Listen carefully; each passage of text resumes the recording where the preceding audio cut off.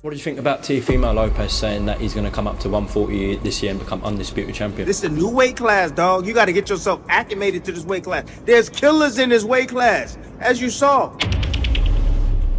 Fight fans, welcome back. He got beaten up, badly beat up. You know, I still think he's a little bit good. Fighter recognizes a real fighter, right? Ain't none of these guys real fighters. We are 5 days away from the mega fight at the Hulu Theater, Madison Square Garden. Josh Taylor versus Teofimo Lopez. But this time, it seems like it's Josh Taylor with the confidence. Josh Taylor is underestimating Teofimo Lopez. He feels that Teofimo Lopez is an idiot. He feels as though this guy is mentally ruined. And Josh Taylor isn't even respecting the fact that this fight may go to distance. He says he's going to end this guy's career. He's going to ruin Teofimo Lopez. According to Josh Taylor, he says that he is ready and prepared for this fight. He really doesn't like this guy at all. And he says that he plans to end this fight before 8 rounds. Now, I will say, I am pulling for Teofimo Lopez in this fight. Now, he lost me as a fan somewhat when he came out and said what he said about black fighters.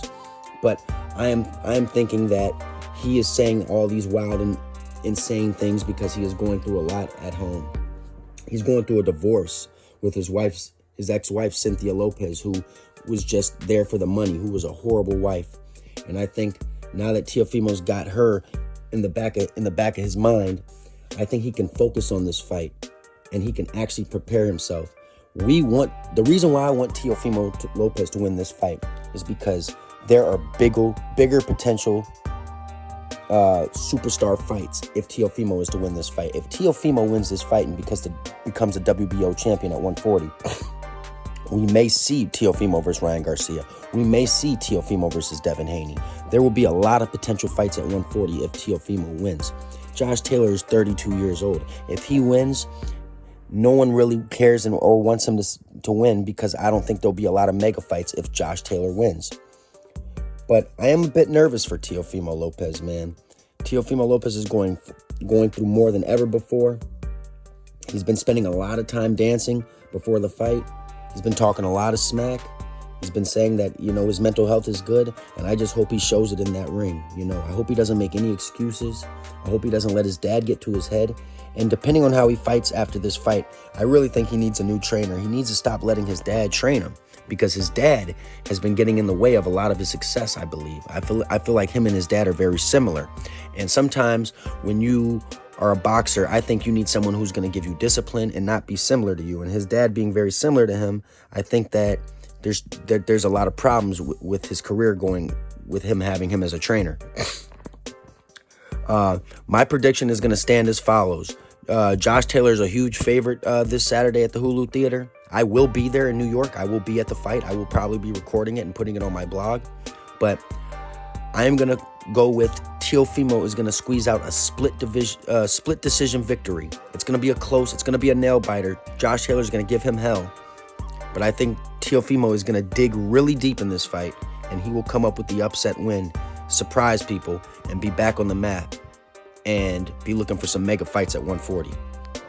Other boxing news, we have on the same day as the Teofimo versus Josh Taylor fight, Jaime Munguia fighting Sergiy Derevyanchenko.